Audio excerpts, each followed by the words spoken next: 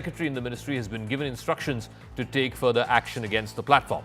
Furthermore, the action will be based on information technology rules and not content creation freedom, as self-regulation is necessary just as freedom of speech.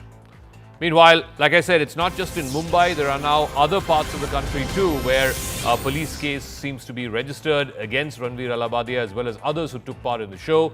Himanta Biswa Sarma, the Chief Minister of Assam, has just tweeted that the Guwahati police has registered an FIR against certain YouTubers and social influencers for promoting obscenity and engaging in sexually explicit and vulgar discussion in the show titled India's Got Latent. This is the tweet that's been put out by the Chief Minister of Assam, Mr. Himanta Biswa.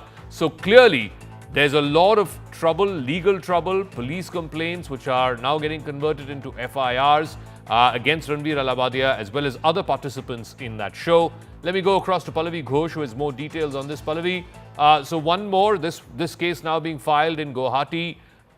Take us through what are the details of this case and what sections have been applied in this particular instance. So as you just pointed out, Zaka, the Bharat Nyaya Sanhita has very stringent rules on those kind of provisions where anyone is found or any platform is found misusing it, where it can hurt the sensitivities of the people, which can provoke a particular emotion or narrative, which could endanger the entire fabric of the country. And it's not just the Bharat Nyaya Sanhita. It's the ministry also which can take a very important action, because if the ministry recommends that firm action needs to be taken, then it could possibly be taken. But also, Zaka, the important point over here is, contrary to the public perception that action can only be taken against the performers or the show, that's not entirely true.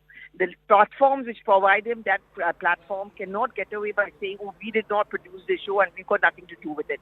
Actually, YouTube and other social media platforms, Instagram, for example, or Meta products, if they are providing a platform for this show, then they are also going to be held equally culpable.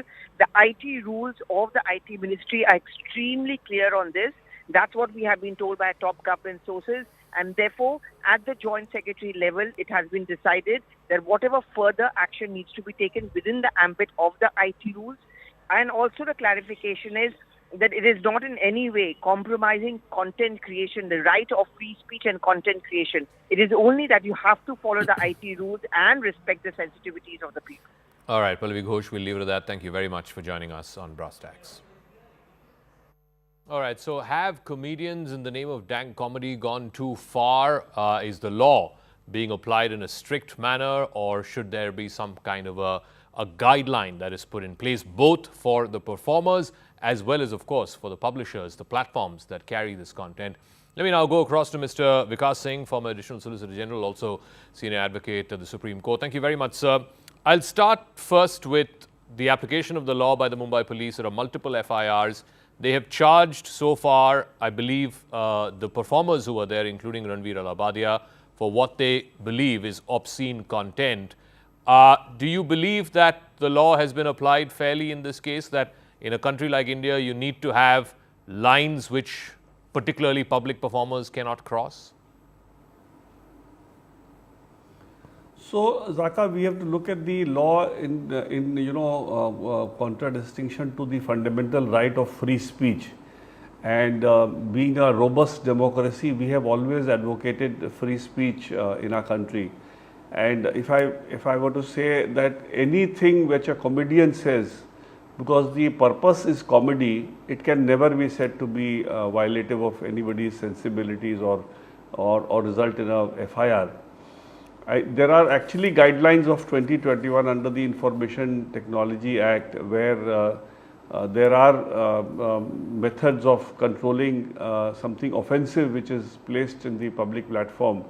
And a public platform has been defined to be a platform which has more than 50 lakh users, which is like a Twitter or a Instagram or a Facebook or a YouTube will clearly qualify as a significant intermediary, and which has a huge amount of responsibility to ensure what goes on its platform.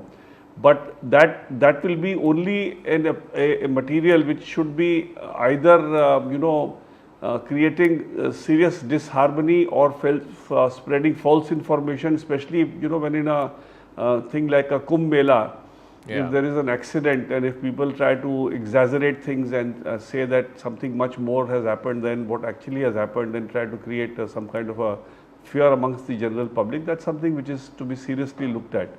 But to charge any comedian for saying whatever, I mean, I remember once the House of Lords, there was a case in the papers where it said, the members of the House of Lords, they said, the front page said, 3 old fools. And somebody rushed to the court the next day and said that this is something which is blasphemy and this should be hauled up in contempt. Okay. He said, old is a matter of fact and fool is a matter of opinion. So I don't see why we should also not have the same kind of, very broad outlook as far as whatever a comedian says is concerned. The sections of the BNS that have been applied in this case are BNS Section 316, which is obscene acts or songs in public, BNS Section 80, which is insulting the modesty of a woman, Section 67 of the IT Act, which is obscene material in a digital form. You are saying that it is your considered opinion that these lines have not been crossed? I mean, what defines, at least legally speaking, forget about the morality or the immorality of it, but legally speaking, what would constitute a crossing of that line, the line of obscenity? So, Zaka, crossing of the line would be if the whatever is being said is targeted to malign somebody individually or to malign a particular class. So, for instance, if women are to be maligned as a class because they are women, that can be said to be something of that nature. But if a comedian is taking, I don't know what exactly is the content of this show, which is the subject matter of this debate, but from what I can get on the basis of whatever is there on the public platform, I don't think these are something which is trying to target somebody. And when you say target somebody, then there should be somebody who should be aggrieved of that targeting. And it is only when somebody is aggrieved with that targeting that a case can lie of these sections. So according to me, simply because somebody has said something in the public platform, if there is nobody aggrieved, if you recall, there was a case in the Supreme Court which questioned the Sardar jokes.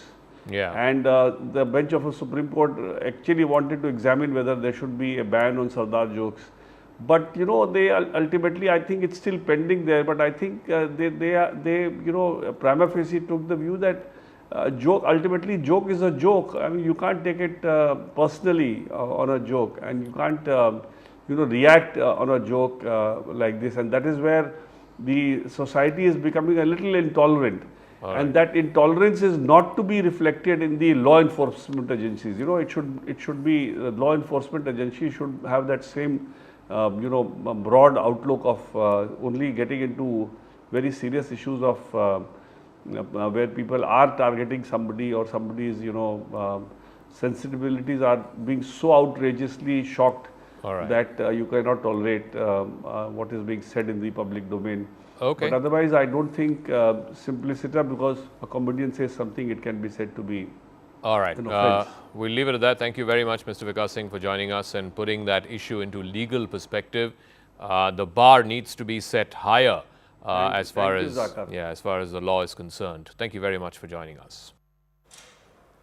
All right, shifting focus to some political stories. N. Biren Singh resigned as the Chief Minister of Manipur on Sunday, hours after a meeting with Union Home Minister Amit Shah, which followed days of discord within the BJP state unit. In his resignation letter to the Governor, Ajay Kumar Bhalla, Mr. Biren Singh has said it has been an honor to serve the people of Manipur thus far. He's also thanked the central government for timely actions and interventions. The resignation came 5 days after the Supreme Court of India directed a central forensics lab for a report on a leaked audio tape which allegedly has Mr. Singh's audio where he is reportedly heard saying that the ethnic violence in the state of Manipur was instigated at his behest. But the trouble in the state, in the Kukis versus Meiteis conflict, which has been burning the state for the better part of almost 2 years now, that is showing no signs of easing just yet. Meitei groups, in fact, have said that Biren Singh's resignation was poorly timed, even as the afflicted Kuki groups say Mr. Singh's resignation was long overdue and it's taken more than 20 months for him to read the writing on the wall. So after exactly 21 months of opposition from Kuki Zo leaders and his own waning popularity in the Meitei majority Imphal Valley parts of the state. The Manipur Chief Minister was forced to call it quits. Pressure from unhappy colleagues in the BJP and perhaps also the fact that the Congress, even if it just had 5 MLAs, was bringing a no-confidence motion today in the Manipur Assembly. Perhaps these two were the last nails in the coffin as far as Biren Singh is concerned. Kuki-Zo groups and there are 10 MLAs from the community, including 7 of them who happen to be BJP MLAs, 2 of them ministers, have held Biren Singh responsible for the ethnic conflict in the state, which began on the 3rd of May 2023. Now, in the last couple of years, more than 250 lives have been lost. Dissident MLAs prepared to take an unprecedented and drastic step during the ongoing budget session of the Assembly. They were expected to back a no-confidence motion that the Congress party had said it was likely to move. Add to that, 2 allies, NPP of Conrad Sangma's party and JDU of Nitish Kumar, they recently deserted the government of Mr. Biren Singh by withdrawing support over the handling of the situation between the Kukis and the Meiteis. It was long overdue. 2 years this has been carrying on in Manipur. मैं समझता हूं कि भाजपा को पूरे अपने तौर तरीके बदलने होंगे और इसमें सीधे तौर पर माननीय गृह मंत्री जी को अपनी भूमिका का मूल्यांकन करना होगा। एन बीरेन सिंह इस्तीफा दिए, ये इस्तीफा उनको बहुत पहले देना चाहिए था। So the next obvious question is, what will be the future of the BJP government and its aspirations in the state? What happens to Biren Singh, who is likely to succeed him? There are a few names. BJP MLA Khem Chand Singh, his name is doing the rounds as a possible next chief minister. When he was asked about it, all he said was that all members of the BJP will accept the decision of the party high command. Rebellion within the party was led by the Speaker of the Manipur Assembly. His name is Satyabrata Singh. He was in Delhi to meet with the party top brass. After his meeting is when Biren Singh was summoned by the top leadership of the BJP. Again, Satyabrata Singh, the Speaker in the current Assembly, is another candidate who could potentially become the next Chief Minister. He is someone that most of the opposition members too seem to be on board with. The third option, and this is something that is likely to happen in the immediate term, that is to impose President's rule. It has to, of course, get an approval from the Union Cabinet, and within 2 months, it has to be approved by both houses of Parliament. But so far, there is no firm decision that's been taken in that regard. Sources say that the centre, Biren Singh will continue and has been asked to continue as the caretaker chief minister by the governor, Mr. Ajay Kumar Bhalla. Mr. Bhalla used to be the former foreign secretary. He knows a thing or two about managing the law and order situation in the state. So it will be, for at least some foreseeable future, ruled by the governor and ruled through the president's rule in the state, till, of course, any one of the leaders comes up with options to form the next government with a support of majority of the members of both the BJP as well as its alliance partners. Battled Manipur Chief Minister Mr. Biren Singh has quit. Couple of questions stand out straight away. Why now after almost 20 months of holding out? And secondly, what happens next? Will there be a new chief minister? Who may that possibly be? Or is there going to be a period of president's rule? Rajat Sethi is former advisor to the former Manipur chief minister, Mr. Biren Singh. Rajat, thank you very much for speaking with us here on Brass Tacks. So the first question, why did Mr. Biren Singh quit now? He had been holding out. It had been 20 plus months. There was a lot of pressure on him. But what brought things to such a pass that he finally put in his papers yesterday? What was the tipping point? Jaka, what has been happening is that there have been a slew of changes that have happened in the state of Manipur. First, we have had a new governor in the form of Honorable Ajay Bhallaji, who was a former Home Secretary. He was sent in. There is a new Chief Secretary. There is a change of guards. Even the Assam Rifles' roles and responsibilities in the state have been reduced, and the BSF has been moved in. There has been a crackdown by the NIA on multiple groups, both Kuki and the Meitei groups, who have been wielding weapons. So Home Ministry for the past 2-3 months has been working on this overall strategy of bringing in a permanent solution to the problem. And, changes at multiple levels has been part of the overall strategy. As far as I know the state, and I served there from 2017 till 2021, during the first term of N. Biren Singh as the chief minister. My sense is that, 5 MLAs of the Congress party, them bringing a no confidence motion and giving it a political color is a little premature. There has been a lot of activities that has been being planned by the Home Ministry along with the local intelligence. DIB has been working very closely with the MHA, and the Indian Army and the paramilitary troops have all been in the huddle for past several weeks. After this NIA crackdown, also we are seeing that the violence activity has substantially reduced. So there have been important wins along the process.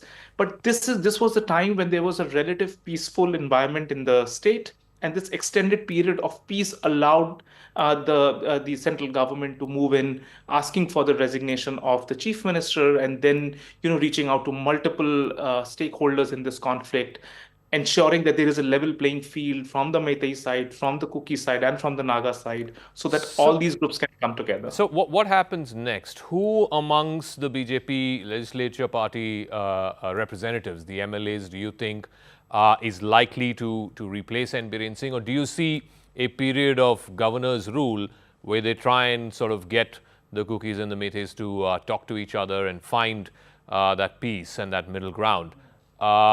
But what's the next 3 to 6 months looking like in Manipur? Because elections are some distance away. They're at least a couple of years away. Yeah, March is the time when the 2 years from now the elections were scheduled for. So I don't think there is a sense of urgency that you need to go back to the public and conduct and hold elections now. Therefore, you will not see suspension of the assembly.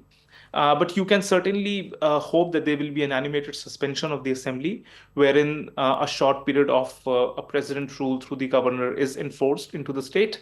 And, my sense, again, I mean, this is not something which has been decided yet. And as far as the news and my sense goes, I believe that there will be a brief 6-month period of a president's rule whereby you can ensure that, the talks are concluded between various groups, and some kind of a solution to rehabilitate people who had to leave their homes from the Imphal Valley or from the hills. That formula can be sort of created and enforced in the state. The challenge is that if you replace with another chief minister, he or she would also belong to one community or the other. Yeah. So that level playing field for the negotiations to conclude might not be there.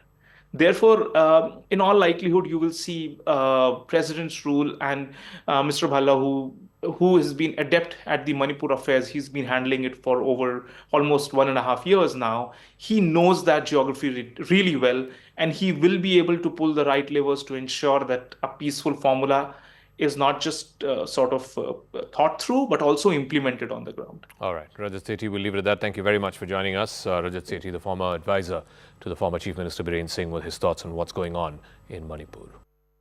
Meanwhile, the knives are out in the India alliance, with its allies openly blaming the Congress and the Aam Aadmi Party for putting their own ambitions ahead of the future of the India bloc. The repercussions of the BJP's win in Delhi are being felt within the bloc now. The Congress is up the ante against the Aam Aadmi Party, claiming that the responsibility of securing AAP's win does not lie with the Congress. So the question then is this really the end of the road for the alliance? Remember, the AAP and the Congress fought separately in the assembly elections. They fought together in the Lok Sabha elections. After Delhi, now the Congress seems to be set with its intent on taking on the TMC ahead of the assembly elections in Bengal next year. Remember, last assembly election and last Lok Sabha election too, the Congress did not fight in an alliance with the TMC. In fact, it was Mamata Banerjee who rejected an alliance with the Congress in the 2024 Lok Sabha election results. In the last assembly elections in 2021, the Congress and the left and the ISF fought together, and Mamata Banerjee fought on her own. But, like I said, the knives are now coming out into the open. Rahul Gandhi is all set to begin a Padyatra in Bengal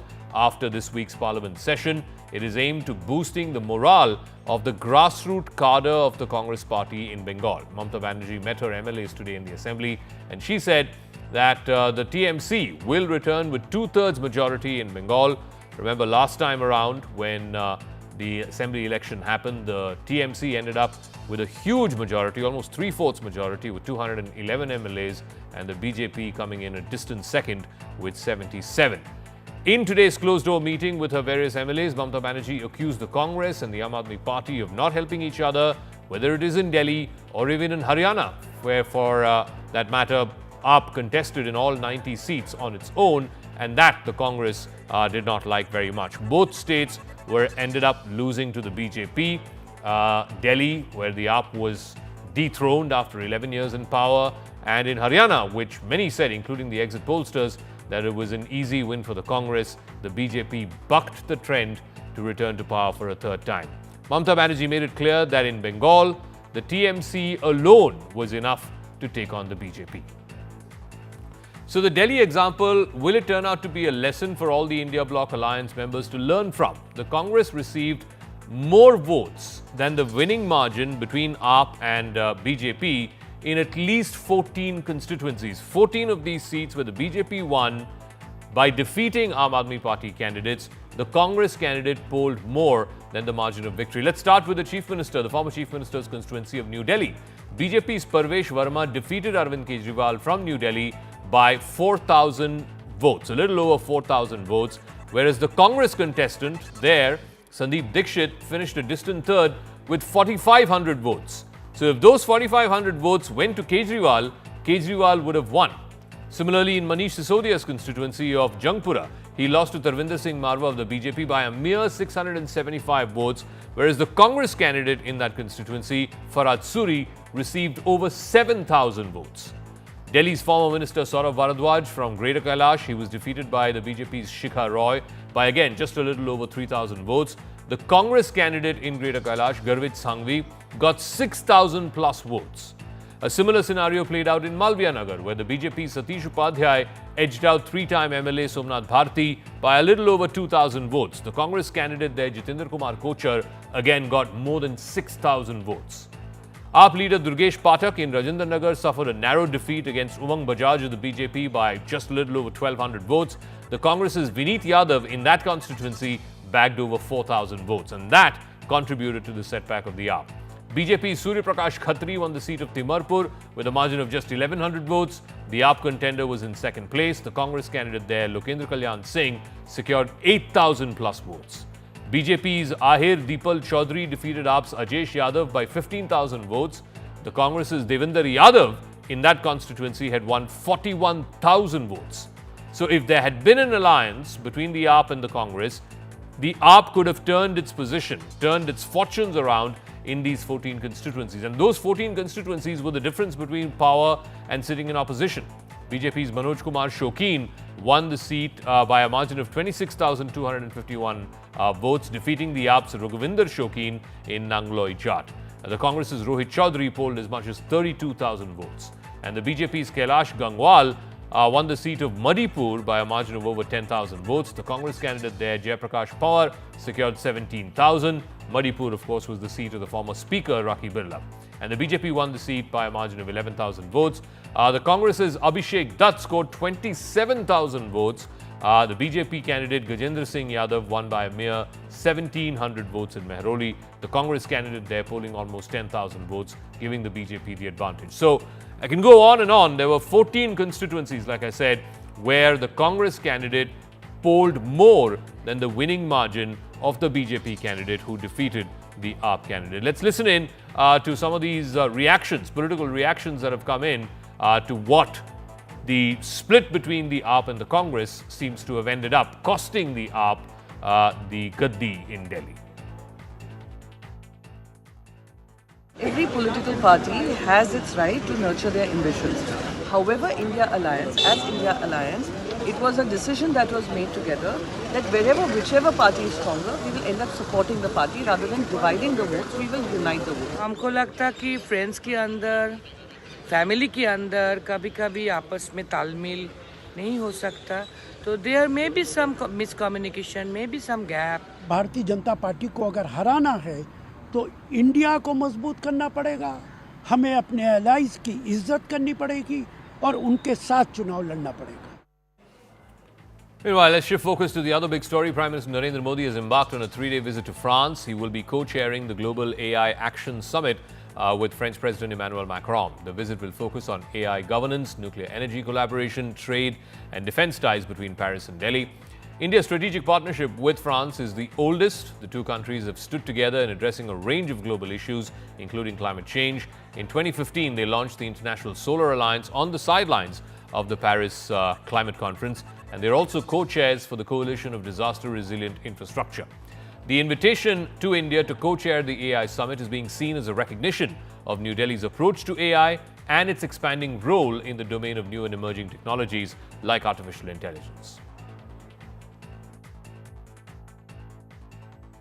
All right, let's go straight across to our MEA correspondent, Siddhant, who's now joining us live from Paris. Siddhant, so the Prime Minister is due to arrive there in about an hour or so. He's, of course, going to co-chair the Global AI Summit tomorrow. How and why was India chosen as the co-chair, and where does India stand in this global AI race? Well, Zaka, honestly, India has been chosen because India is France's strategic partner. And AI is not just about one technology.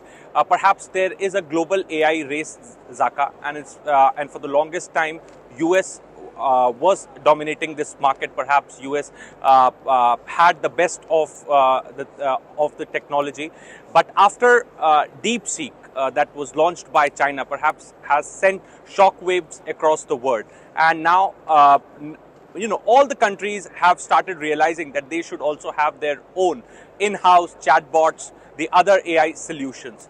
India has perhaps set the mission for the AI last year. Prime Minister Modi had given the roadmap for India's AI program, and there is a lot of optimism, Zaka, here in Paris for India. I've spoken to IT Minister of Taiwan. I've spoken to the ministers from various other countries. They are really optimistic when it comes to India.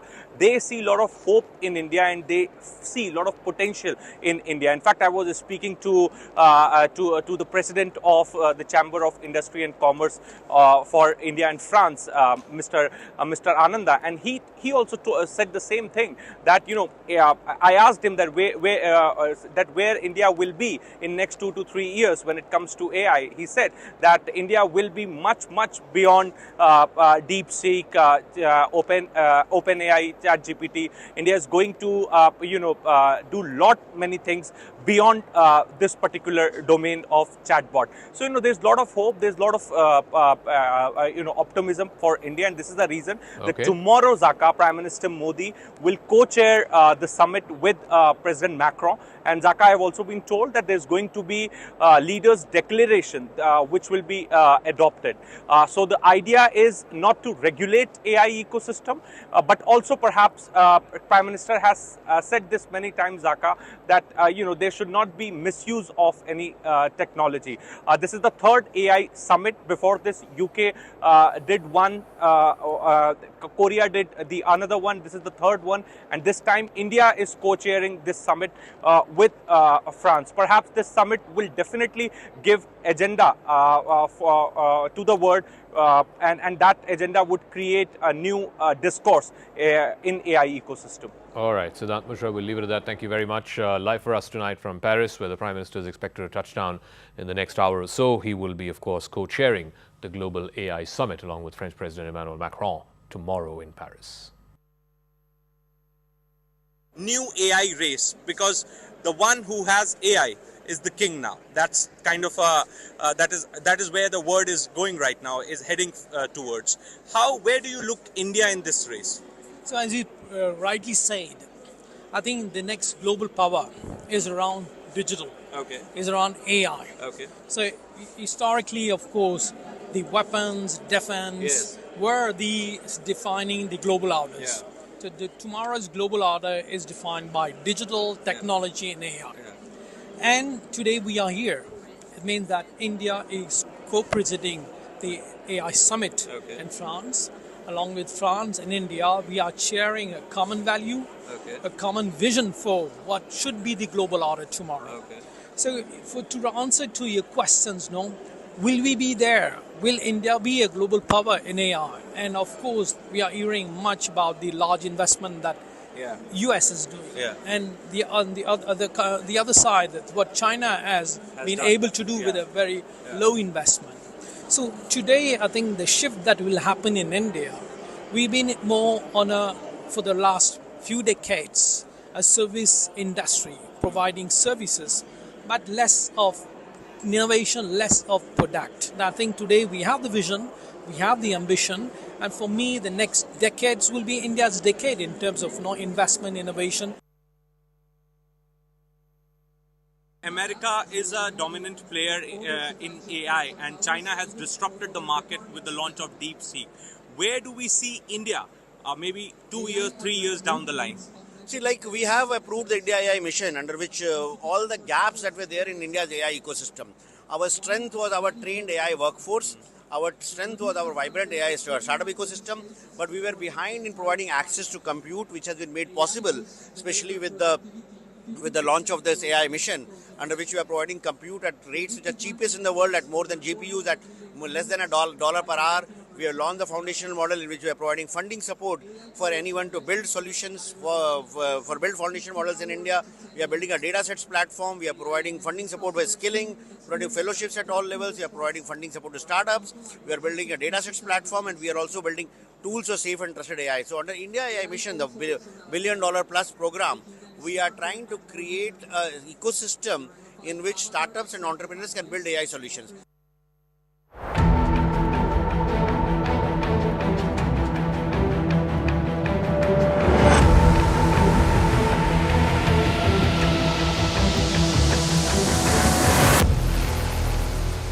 The Global AI Summit in Paris has drawn global leaders, including India's Prime Minister Narendra Modi. The focus is on the future of artificial intelligence. President Emmanuel Macron of France and Prime Minister Modi are both co-chairing the Global AI Summit in Paris. Artificial intelligence is changing the world. It is impacting everything from healthcare to education. It is changing the way businesses govern. It's also impacting governance of nation states. AI offers solutions to global problems, but at the same time, it also raises ethical questions. The Global AI Summit in Paris allows leaders of various countries to discuss some of these critical issues and ultimately to achieve a key strategic goal, which is to develop AI safely and ethically. France has invited India to co-chair the summit. That is significant. It shows a strong partnership between both New Delhi and Paris. It recognizes India's key role as a tech leader in the future evolution of AI. India and France share the same vision and currently also share a global strategic partnership. The invitation to India shows trust in India's commitment to artificial intelligence. It also acknowledges India's technical prowess with more than 5 million software programmers, but also is a testimony to India holding up the highest ethical standards. India is committed to becoming a global AI powerhouse. India's AI program is focused on developing indigenous and cost-effective AI platforms. These solutions are tailored to India's unique needs. In fact, the India AI mission, which has a budget upwards of 10,000 crores, is a key part of this effort. The IT Minister Ashwini Vaishnav had recently shared details about the India AI mission. The aim is to make AI technology accessible here in India to researchers, startups, and academic institutions. The fund will also hope to lower financial barriers to AI innovation. The minister also announced that India is already inviting bids for an established network of 18,000 high-end GPUs, with 10,000 which will be available for AI development. This infrastructure will provide the necessary computing power that is required for AI advancements. The Union Budget 2025 also provided a major boost to India's artificial intelligence efforts. It underscores India's dedication to driving AI innovation and AI entrepreneurship. Some of the key announcements in the budget include AI Centers of Excellence, an allocation of 100 crore rupees for AI Centers of Excellence. These centers will foster collaboration between researchers, industry leaders, and startups. Also, the use of artificial intelligence in education. An allocation of 500 crores has been made to create a center of excellence in AI that is dedicated to education. This initiative will improve AI education and research at the university level. Also, there is extension of incorporation benefits for startups. This will provide startup founders with a wider window to register their ventures and thereby access tax incentives. But let's be very clear about this. India is still playing catch-up in the global AI game. Both the United States and China have made significant strides in AI. Just in recent weeks, China's launch of DeepSeek R1 is a testament to its AI capabilities. The United States already hosts some of the biggest tech and AI companies in the world, with OpenAI's ChatGPT, Google's Gemini, and Meta's Llama. There is a lot that India can learn from both America and China in leveraging AI tech. Both countries have made significant investments in AI research and development. India, on the other hand, invests less than 1% of its GDP in research and development. Access to large data sets is crucial for training AI models, and large GPUs are required to run and process these data sets. Nurturing a strong pool of AI talent is also essential. India has more than 5 million software programmers, but none of the major IT companies are invested in AI in a big way. India has a large pool of software engineers, more than 5 million of whom are active professionals. The number of software developers worldwide is just shy of 30 million. So effectively, 1 in 6 programmers or software coders in the world happens to be Indian. This number is expected to grow up to 45 million by the end of the decade. The United States has the largest software developer population, followed by China and then India. In fact, the Asia-Pacific region is seeing the fastest growth in software developer population. But ultimately, many of these jobs could be lost to artificial intelligence. The World Economic Forum estimates up to 90 million jobs could be lost to AI by 2030. However, almost double that number, close to 170 if not 180 million jobs, new jobs, are expected to be added because of the influx of AI. The World Economic Forum is also estimating that over half of the world's working population will need to be reskilled by 2030 to adapt to these changes. The Global AI Summit is a chance for world leaders to show that they are serious about one of the emerging technologies which is expected to change the way we live our lives in fundamental ways. It will change the way we eat, drink, dress up, commute, even communicate. India, along with France, wants to be at the cutting edge of this AI revolution. And Paris is where most global revolutions have begun from. Donald Trump's recent executive actions to withdraw the United States from the Paris Climate Agreement, the World Health Organization, UNESCO, UNHRC, and other United Nations bodies, coupled with a pause to US aid funding, all of it put together mark a seismic shift in global governance. For India, which is a nation that is deeply integrated into these multilateral frameworks, these moves and this withdrawal carries complex implications. The immediate fallout, of course, is going to be from massive disruptions to development programs, and then, of course, there is wide-ranging geopolitical recalibrations. Here's a look at the fallout of reduced American funding and the uncertain road ahead. Trump's withdrawal from the Paris Agreement, which is effective immediately, undermines global climate diplomacy. The United States is the world's second-largest emitter. It's also a critical contributor to climate financing, including the Green Climate Fund. The Green Climate Fund, the GCF, is a fund worth $100 billion that was committed to by the developed countries to give to developing ones, which includes the transfer of climate technology. America's weakness from the Paris Accords weakens collective climate action. It places greater pressure on India and other developing countries to meet their emission targets without any assured financial support from the developed world. India, which is reliant on international funding for renewable energy transitions and for climate adaptation projects, now faces a $2.5 billion annual shortfall in climate financing, which previously was channeled through this US-backed multilateral arrangement. Same with the World Health Organization. The United States, in fact, is the largest contributor to the WHO. In the 24-25 budget, about 18%, which is $1.2 billion out of the total WHO budget of $6.8 billion, came from the United States. America's withdrawal jeopardizes programs in India like polio eradication, tuberculosis control, and pandemic preparedness. These are areas where India heavily depends on WHO expertise. For instance, WHO's technical guidance underpins India's revised National Tuberculosis Control Program. It also underpins the Ayushman Bharat healthcare scheme, which is the world's largest health insurance program for the poor. Reduced funding could also delay vaccine distribution. It could weaken disease surveillance systems, both of which are critical for a nation that is battling antimicrobial resistance and emerging pathogens. The American exit from UNESCO also stops funding for heritage conservation as well as education initiatives in India. Some projects like the UNESCO-protected Taj Mahal could find funding cuts, as a result of which protection of these monuments could become a complicated affair.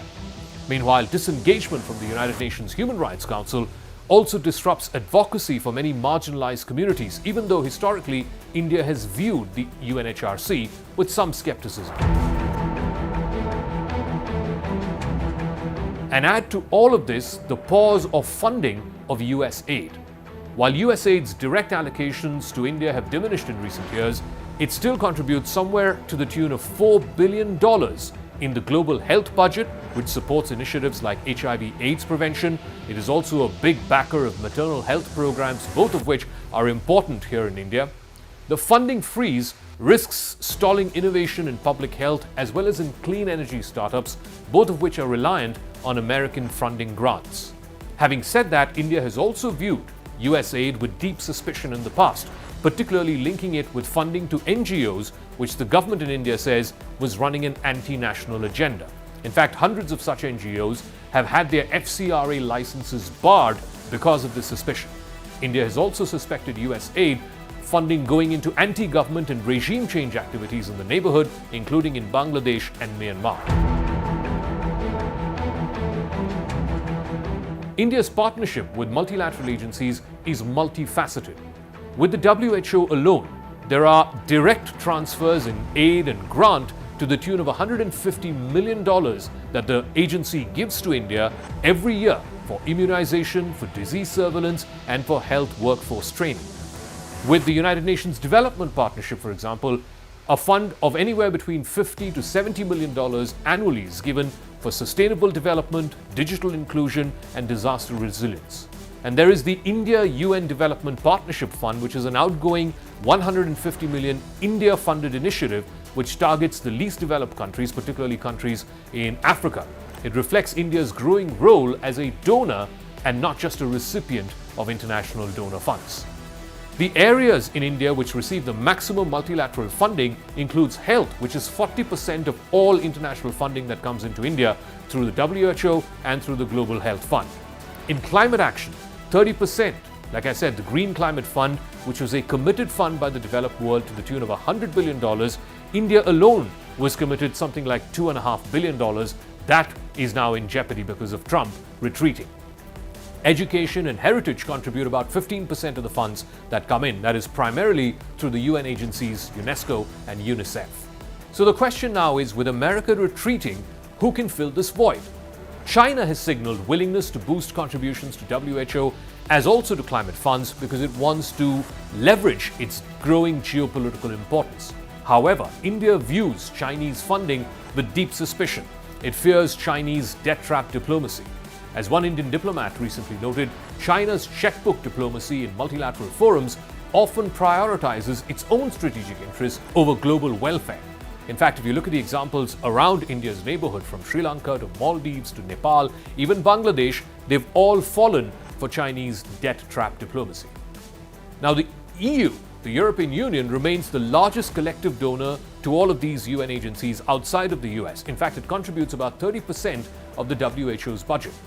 However, economic stagnation and competing priorities in Europe, for example, dealing with the fallout of the Ukraine war, trying to stop Russia's expansionism, all of this limit Europe's ability to fully offset the American cuts under Trump.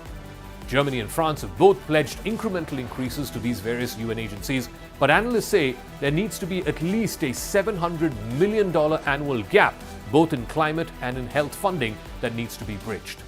India is pivoting to bilateral partnerships as well as to South-South cooperation.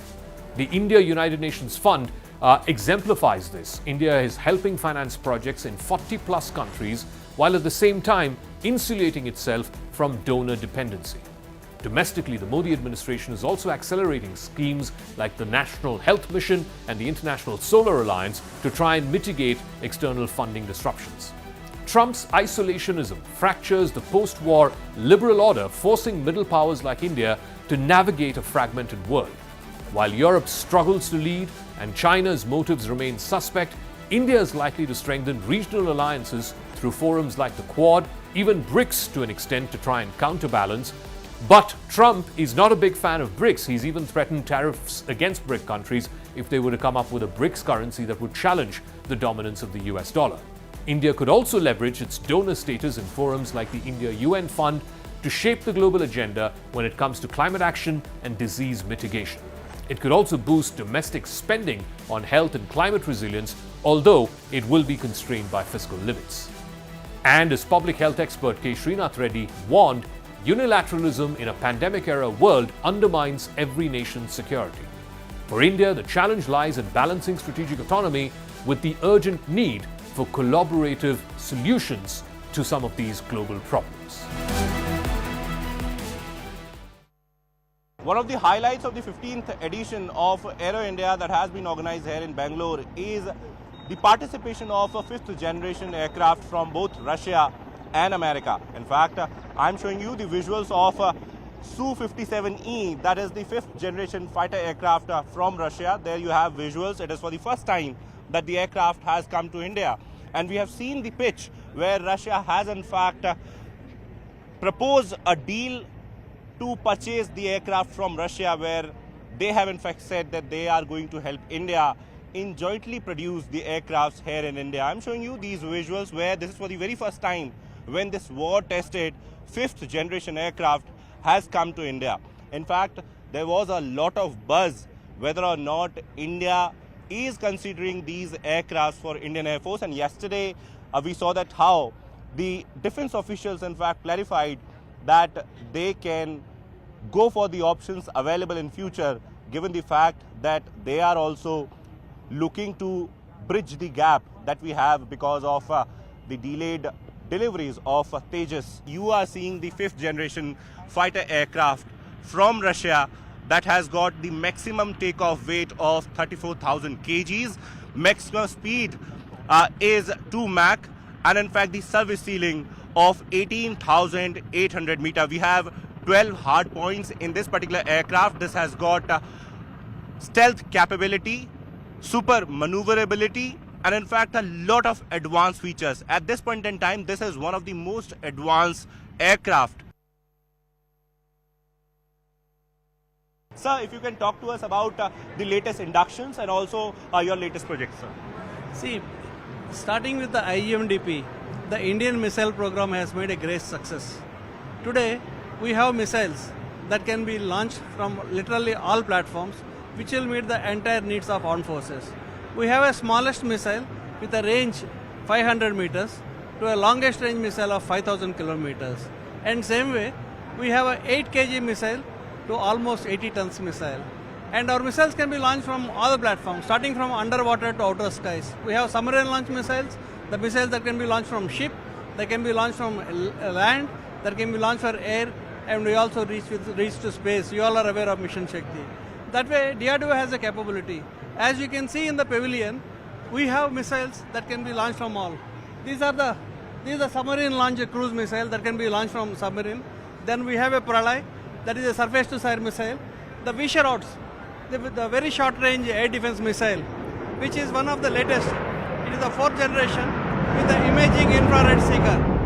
And then we get Akash NG, the quick reaction SAM, the new generation anti-radiation missile.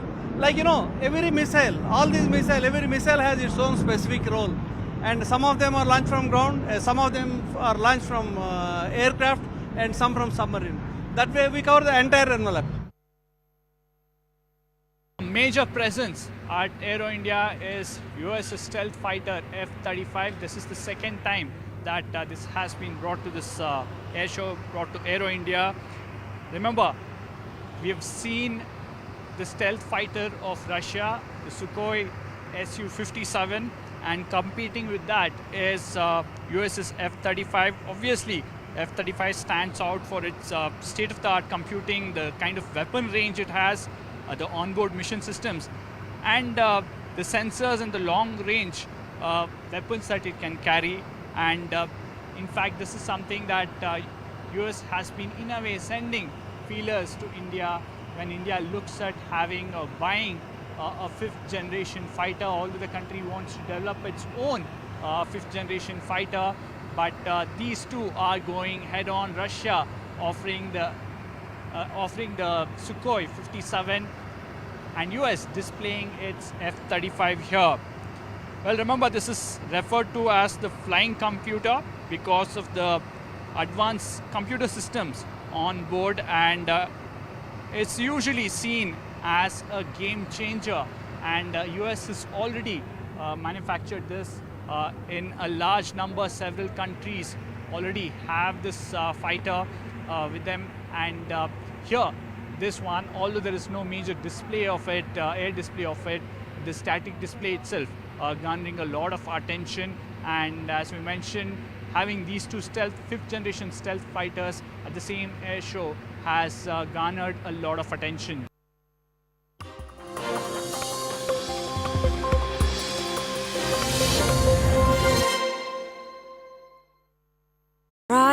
One of the highlights of the 15th edition of Aero India that has been organized here in Bangalore is the participation of a fifth generation aircraft from both Russia and America. In fact, I'm showing you the visuals of Su-57E, that is the fifth generation fighter aircraft from Russia. There you have visuals. It is for the first time that the aircraft has come to India.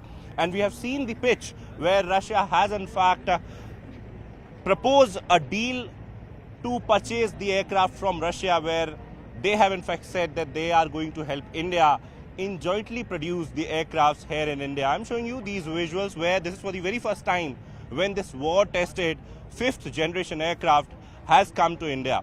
In fact, there was a lot of buzz whether or not India is considering these aircrafts for Indian Air Force, and yesterday we saw that how the defense officials in fact clarified that they can go for the options available in future, given the fact that they are also looking to bridge the gap that we have because of the delayed deliveries of Tejas. In fact, these are the visuals. Once again, if I can show you the visuals. In fact, Pramod Saklani is giving you these shots where you are seeing the fifth generation fighter aircraft from Russia that has got the maximum takeoff weight of 34,000 kgs. Maximum speed is 2 Mach, and in fact the service ceiling of 18,800 meters. We have 12 hard points in this particular aircraft. This has got stealth capability, super maneuverability, and in fact a lot of advanced features. At this point in time, this is one of the most advanced aircraft in the entire world. And in fact, when we talk about the different scenarios, so this aircraft has been tested in the war that is ongoing. This is for the very first time when Su-57E has come here in India, and these are the visuals from the 15th edition of Aero India that has been organized here in Bangalore. The maximum part of excitement here in Aero India 2025 is for fifth generation aircraft.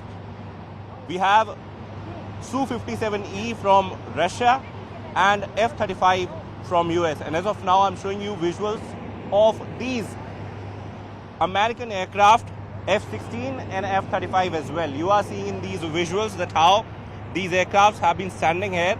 In fact, initially there was a buzz that US Air Force is not participating, but now they have come with not these F-16, F-35 aircraft only, but have also got their bomber and refueler as well.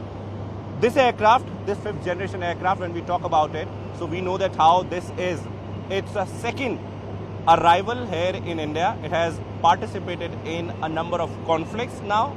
In fact, it was first used in Israel, and then recently we have seen that how US has used it against Houthis, and now they have come here with this particular aircraft. This is also one contender as far as fifth generation aircraft for India are concerned. And we know that how defense officials have in fact indicated that options are open for Indian officials and Indian forces as well, because as far as Indian Air Force is concerned, so we know that how delivery of Tejas in fact is delayed, and as of now India needs a fifth generation aircraft.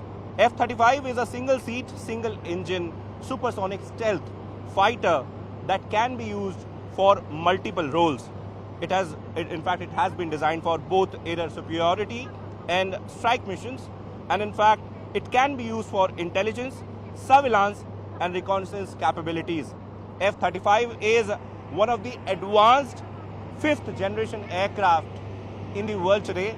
It can be used for vertical takeoffs. In fact, there are 3 different categories for F-35. In the F-35B category, can be used, in fact the aircraft can be used for vertical takeoffs. It is the Navy version of the aircraft, and these aircraft in fact are participating here in Aero India in 2025, one of the contenders for the 5th gen aircraft for India. This F-35 has participated this time around in Aero India 2025. The biggest defense and aviation expo, Aero India 2025, has begun here in Bangalore. The event is big with more than 900 exhibitors taking part. We have representation from more than 80 countries. Close to 40 defense ministers from all across the world are taking part, and we have a conference.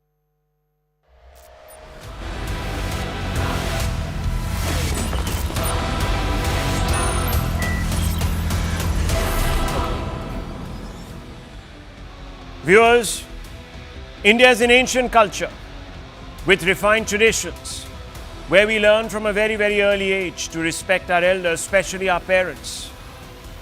And this generally, viewers, imbues us with a deep moral compass. We've evolved our values over the ages, and we've done so because each generation has meticulously passed on the right values to their children. One of the lessons we teach our children is to never make friends with people that don't share your values or habits that will lead you astray, especially those that have no respect for culture, for tradition, for the elders. These lessons stay with us for life, and we pass them on to our children. In fact, we make sure that we know all about the friends we make and our children make. Would you, for example, ever allow your children to mix with perverts masquerading as woke progressives, to normalize incestuous relationships between parents and their children? No, never, never. You would never do that. But then why do we allow YouTubers like Ranveer Allahbadia not just into our lives, but also into our children's minds? And that too, without checking who these Allahbadias of the world are. What principles do they stand for? What is their moral view on key issues? Who do they answer to? Who funds them? And with what vested interest? Had we been as careful about the friends we make in the digital world as we do in the real world, we might have steered clear of the likes of Ranveer Allahbadia. This man has betrayed our trust by normalizing incest on a popular YouTube-based reality show. The comments are too depraved to merit repetition, but they have rightly shocked Indians and sparked a chorus for action. Viewers, Allahbadia's remarks were made on a YouTube show called India Got Latent. I don't know all this means, viewers, but he was asking vulgar questions to participants, filthy questions, urging them to think of filthy scenarios. And quite rightly, viewers, cases have been filed against him. And he's been asked to be brought to account by some of the subscribers who have decided to unfollow him. Viewers, Maharashtra Chief Minister, Assam Chief Minister are promising action against this perverted circle of creators. Allahbadia not only made these perverted remarks, but he used his position to offer a contestant a choice that no child should ever have to even imagine himself having to make. Forget about making. All because he wanted to push up the views of his platform and his show.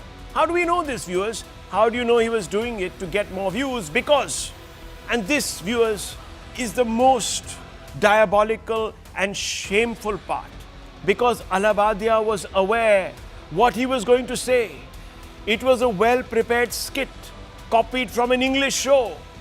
Yes, viewers, this exact question was asked on that show, as Allahbadia asked. And this happened quite some time back. So all he did, viewers, was to cut and paste this very, very, very, very offensive choice and present it to someone who was willing to be judged. This shows that what he did is not an accident or an error of judgment, as he calls it. It was normalizing degeneracy for likes and cash. And you can't pass this off as, oh, well, you know, this is woke free speech and, you know, we are progressive and we can't tell the difference between a man and a woman anymore, so, you know, what the hell. No, viewers, you can't do that anymore. You cannot. You can't say these things or even make people think these things about their parents. This is no joke. This is not funny. This is perverted. This is degenerate. This is something, viewers, that I think deserves the worst form of social boycott. Indeed, everything that influences, and they're called influencers because they have a power to influence, so they should not be misusing it.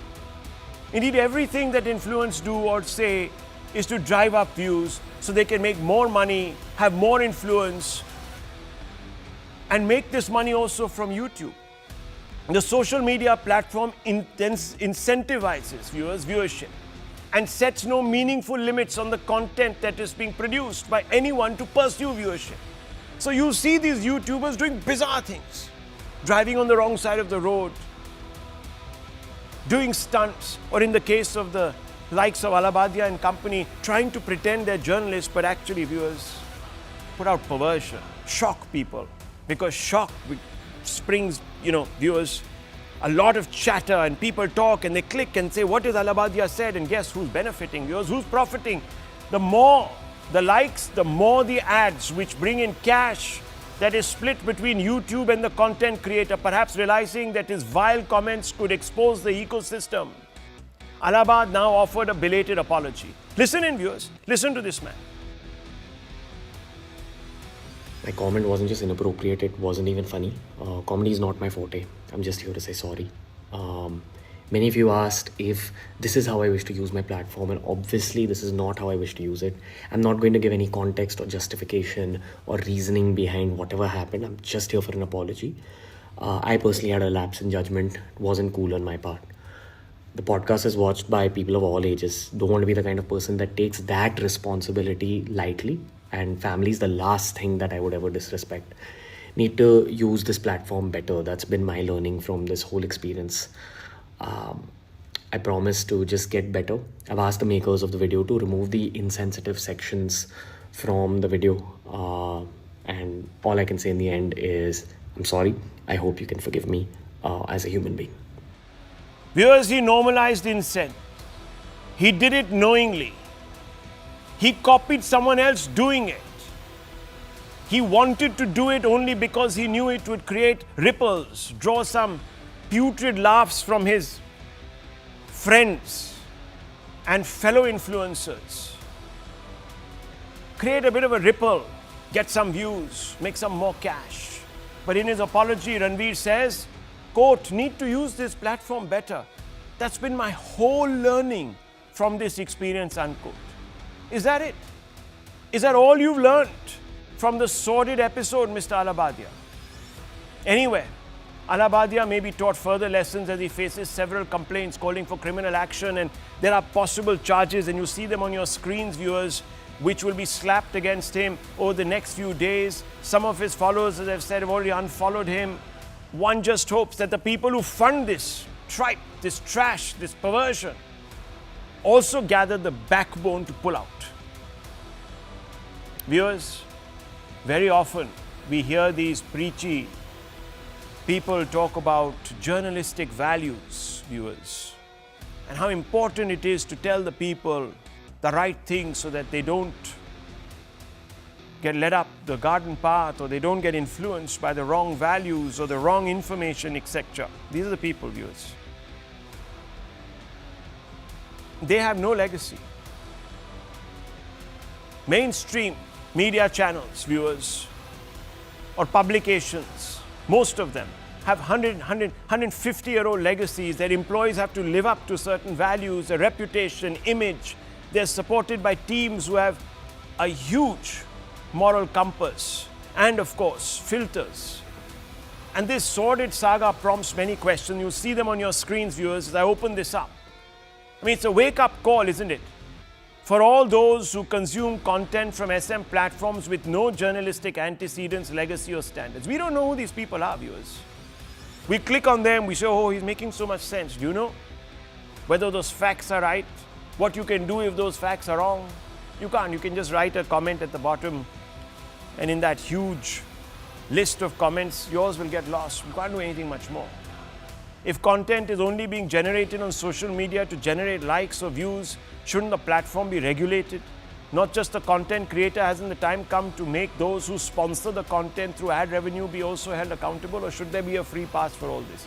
Viewers, let's open this up. I don't want to waste anyone's time. Let's get in some of the stakeholders we have with us today. From the INB Ministry, the person, Kanchan Gupta, he's there, very experienced individual who's been a long-standing journalist, was media advisor in the Vajpayee government, and viewers, he's an advisor right now to the INB Ministry. And I want to just set this context with him first. We have Mohandas Pai, Dr. Ranganathan, we have Nikul Patel, we have Mr. Sabir. We've got interesting voices tonight. Now, Mr. Gupta, have SM platforms abused India's openness and tolerance for free speech? And is this the result of that? Yes and no. I mean, there are social media platforms which are conscious of our sovereign laws, sovereign rules, and try to keep themselves within those laws and rules. But there are also platforms which continuously, habitually, and insistently, purposefully, they keep on violating those laws and rules just to make the point that their boardroom rules take precedence over India's sovereign laws and rules. And I have no hesitation in mentioning here the name of YouTube. YouTube has been a habitual offender. YouTube is in the habit of hosting fake news. YouTube is in the habit of hosting violent news. YouTube is in the habit of hosting perverse content like the one which I presume you're speaking to me about. Well, the question that obviously follows is why hasn't the Indian government then taken action against YouTube? If you know it's such a flagrant violator of laws, take action, ban it. Again, that's easier said than done. YouTube, what it does is that it sets for itself the right to decide what can be hosted and what cannot be hosted. YouTube, even if you were to lodge a complaint with YouTube, it's they who will decide whether that content is correct or incorrect. And in that situation, it becomes very difficult to act against the platform.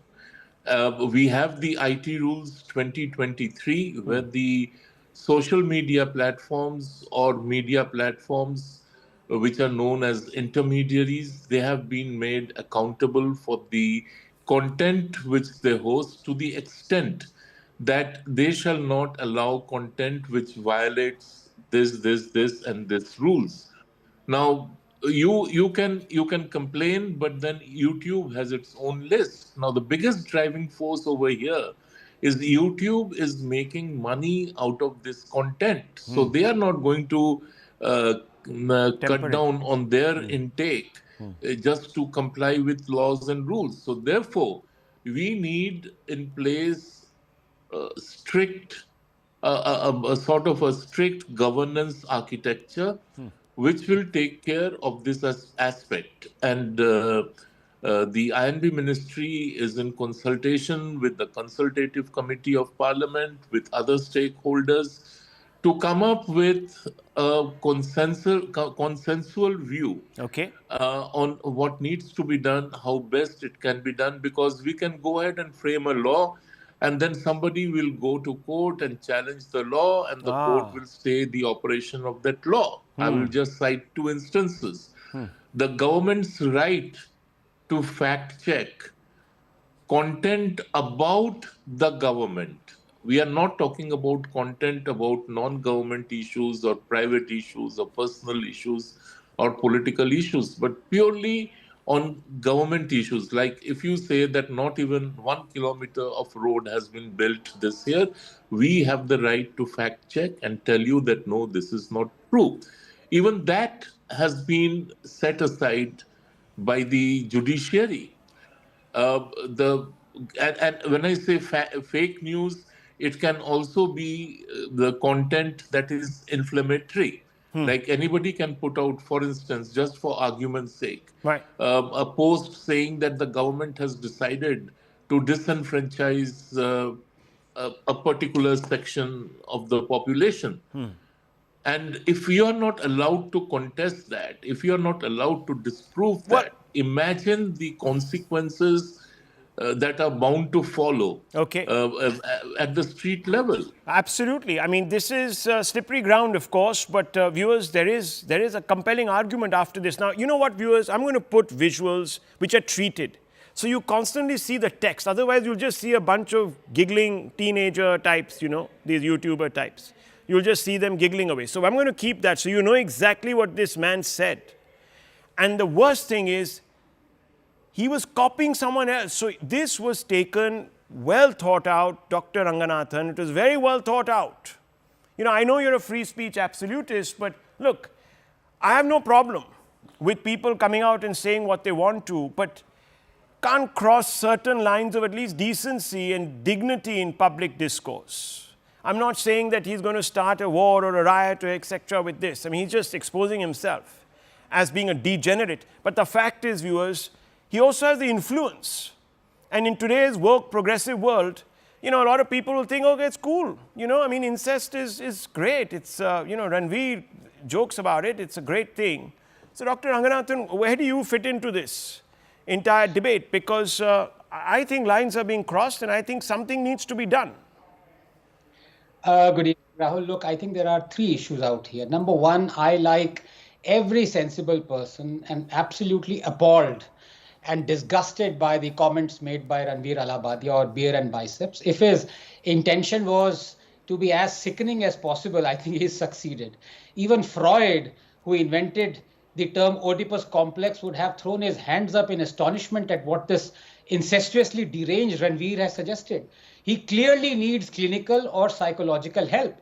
As to the second issue of the danger to impressionable minds such utterances can have, I do agree this is an issue that needs to be addressed, because unlike a film that gets an adult certificate or is subject to restricted public viewing, here even children are exposed to such putrid thoughts. There is unrestricted access to all adult content, and that is clearly a problem. Now, on the third issue, on free speech, Rahul, my stand is well known. I am against any kind of censorship or arrest. To censor any film, book, play, show is plain wrong. Why do I say this? Because censoring or curbing freedom of expression is always a subjective decision, always. Look, we are a deeply polarized society. This isn't objectionable because polarization means you have a clash of ideas, that there is competition amongst them, and so it mirrors Darwinian evolution. Science, religion, capitalism, communism, right-wing, left-wing, intimacy, pornography, natural, unnatural mating. There's nothing wrong in professing diametrically opposite likes and dislikes and views, even if you hold entrenched views. But the problem comes when one party, one ideology, one dogma, one film mode, one system controls the discourse or weighs in on it, that's when you stop being objective and start to editorialize and play God. Because selecting what to flag, what not to is a subjective decision, much like taking offense or an abuse or appreciating or condemning an idea. And it's not a question of whether laws exist or that they have to be followed. Of course they do. And they have to be. Point is, are there unjust, unscientific laws? Till recently, homosexuality was a criminal offense, was it not? The father of computing who won Britain the war committed suicide because he was hounded for being gay. Even today, a woman in this country can be arrested for merely quoting in Islamic scripture. What is offensive to you might not be offensive to me. Who is to decide what will cause offense? What will offend religious sensibilities? What is pornographic? Lastly, you want the truth? Behind our collective clamor to punish someone for his words lies our fear that our hypocrisy and double standards might be exposed. Rahul, we are a scared nation, and the first refuge of the scared is sanctimoniousness. This is the same country that reveres a grandfather who married a child not yet 10. This is the same country that has anointed as the father of the nation someone who abetted the murder of his own ailing wife by denying her the life-saving drug penicillin against the doctor's advice. This while he gladly took quinine went down with malaria. This is the same country that has anointed as a Mahatma someone who in his mid-70s not only indulged in sickening incest and slept with his underage grandnieces and either forced or coerced multiple young women to sleep with him, but later gloated, quote, all women stripped reluctantly at my prompting. This is the same country that knows these instances of pedophilia and incest are facts, but dare not mention them. And so a scared nation becomes sanctimonious. You want the truth, you can't handle the truth. Well, Dr. Ranganathan, great words. You know, a lot of sort of words thrown at people, but unfortunately, let's just cut to the chase here, man. Let's hit the ball out of the park. The fact of the matter is, no one is calling for censorship, viewers. We're calling for a little bit of decency in public discourse. I don't think that's too much to ask, you know, irrespective of what people have done in the past, the hypocrisies. And as I said, viewers, we tell our children, be careful of the company you keep. But we watch this character. We giggle at his stuff till it gets too much. You encourage it, viewers, because it becomes self-perpetuating. This hunger for likes, you see, affirmation, constant. I got 10, no, I must get 20. If I get 20, no, I must get 30. 30 becomes 1 lakh, 1 lakh becomes a million becomes 2, 2, 3, 4. And how do you keep pushing the envelope? By being more and more provocative, and then finally you discover a degenerate formula like this. And then you hope that progressives will come to your defense and they'll say, hang on, free speech, my dear friend, free speech. We're going to uphold it. Oh, I'm sorry, that doesn't cut it, viewers. I was only merely asking for a little bit of content modulation, not censorship. I'm only talking about someone being responsible when they decide that they have this megaphone in their mouth. Tomorrow you could get up in a film hall and say, I was just cracking a joke, but there's a big fire, and 25 people die in a stampede. And you say, oh, but I was only making a joke. It just doesn't cut it, viewers. We have certification. One could even try and applying that, say these shows, but you can't do it on the net, viewers. You know that. So I want to open this up further. I want to get Mohandas Pai. Many are demanding action, but there are many who say this is the right to free speech and therefore don't prosecute, regulate, self-regulate, this, that, the other. Where do you stand on this, Mohandas Pai? You know, Rahul, my personal view is this has crossed all boundaries of free speech. It is filthy, dirty, and it is a product of a sick mind to speak like this. There are some issues on which you must not cross the line. People who talk about free speech will understand there is no unlimited free speech in any civilized society. Free speech has limitations on grounds of public order, public safety, etc. And I think we got to be very careful. And what happened was that they crossed the line. And I think it's important for society to understand when people cross the line. Issues like religious belief and such relationship as he spoke about are very sensitive, and one must be very careful. Obviously, all of them crossed the line. They laughed aloud. There was no remorse on them. And to add insult to injury, he just apologized just in the afternoon.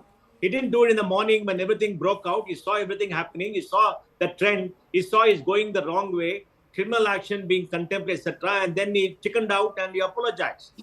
And I think that's very, very wrong. Yes, free speech is important. None of us want regulations unnecessarily. None of us want inspectors to come and talk to us. But we have to have a self-imposed code of conduct to make sure that we don't cross the line. In a movie, if you have such lines, the movie will be censored and the lines will be cut out. It's very clear. You on your television program will never do such things. The thought will not come to your mind. No, I can't, in because the guise of comedy, all kind of rubbish, all kind of sick jokes, all kind of such very filthy language is being used by these people just to get eyeballs. And I think they cross the line, and there will be repercussions from society. So I don't think the free speech argument is a good argument for this. Well, I won't do it in the first place, viewers, because A, we are mature, we're experienced, we know journalistic boundaries, we also have a legacy to live up to, a reputation to defend, and most importantly, viewers, if we were doing this for money, plainly and simply for the love of money, I wouldn't be doing this job. I'd be an investment banker sitting in EY or whatever it is, Ernst Young or whatever these companies are. I wouldn't be doing this job, viewers, and I certainly wouldn't be peddling my wares, talking crap on YouTube. That's why I don't want to be a YouTuber, viewers. So I want to go back to Kanchan Gupta. I saw Dr. Ranganathan raising his hands. Mr. Sabir is there also, and there's Nikul Patel there with us. And I want to bring them all in. This is going to be an interesting conversation for the next 10, 15 minutes, viewers. But Mr. Gupta, you are sort of implying that there is a powerful, I wouldn't say powerful, but an influential lobby, since we are on that word, that is that has perhaps vested interests, that doesn't want a consensus on penalizing YouTube and other such platforms. Is that the right reading of this? No, you see, YouTube is just one platform. There are others. There are others, and they also host equally offensive, incorrect material. Yeah. So, but YouTube, as I said, is a habitual offender. And they do it purposefully because they smell money in hosting such content. Now imagine the number of people who must have clicked on the video that was put up on YouTube, and imagine the amount of money YouTube must have made out of it. And more so, ever since the controversy broke, everybody is Googling for the link. So this kind of profiteering has to stop. Countries around the world are now making platforms responsible primarily, and they are rightly doing so, because there is no way you can I mean, any government or any institution can track content 24/7. In any case, even if you were to go ahead and do all of these things, you'd have long, lengthy editorials written in various newspapers saying, don't penalize these people. This is free speech. You see, the mainstream media doesn't tell you half the stories that are breaking on these platforms. So don't. And, Congress will march up and down. They'll go off to meet the guardians of free speech somewhere else, viewers, in America. They'll sit with them in Senate rooms and say, oh, India is sliding down the sinkhole of democracy. That's the other problem, viewers, which we'll come to, of course. Dr. Ranganathan wants to make a point. Sabir, I want to come out to you, Mr. Sabir, and also right after that, Nikul Patel. Yeah. No, very briefly, both Kanchan Da and Mohan Das ji are right, but to Kanchan Da, he is absolutely right, but there is no solution to this, because what he's saying essentially is clickbaiting. And Rahul, as much as all of us know, that this is a 2-decade-old problem. Ever since internet came into being and smartphones were invented, journalism has become a clickbait. You can't stop it. People want more controversies, people want fights, people want to write incendiary articles so that more people read it and you get more revenue. Now that is an issue. How do you solve it? So as far as Mohan, No, you're right. Absolutely. And he used the word, Kanchan Da used the word purposefully. You see that YouTube puts this out purposefully. The content creator also does it purposefully. We do it without purpose because it is just thrust in our face. It comes on our timeline. It's exploding with all sorts of, as he says, clickbaity material. We touch upon it. We watch it. We get influenced by it, viewers. That's why these people are called influencers. Then we interact with it. Then we think this is the truth. Then we act accordingly. And that is where the problem is. This man, Mr. Sabir, this man knew exactly what he was doing. It wasn't that he was sitting amongst a bunch of, the other degenerates around him, and they were just going to be sort of, saying something off the cuff to make that poor contestant feel a little small. He knew the words he was picking were copied from somebody else. He knew he had watched those clips. He came prepared with his lines. He was putting on a show. At whose expense? That's the fundamental question, Mr. Sabir. At whose expense? Yeah, Rahul, the point is that Ranveer Allahbadia was known for some very intelligent blogs, and they were very name me one. Heavyweights who've come on to his which show. one? Which blogs? No, a lot. I've been following him. Tell me. Yeah, Which I'll blog? tell you. He Put it does out. a video vlog. Yeah, which blog? He does a I'll tell you something. Viewers, I'll tell you something. I went to Mr. Allahbadia.